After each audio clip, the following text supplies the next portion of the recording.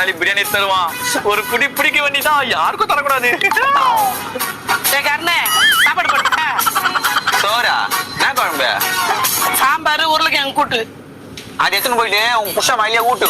இன்னைக்கு ரம்ஜானு, கசாலி பிரியாணி தந்துடுவான். யாருக்கும் தராம நான் ஒரே அளவு உட்காந்து சாப்பிடுவேன். பிரியாணியா வாங்கி வந்து துண்ணு. கசாலி வரண்டா மச்சான். கசாலி சொல்லு மச்சான்.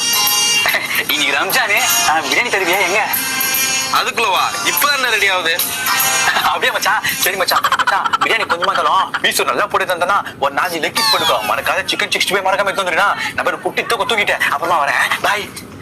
2 hours later.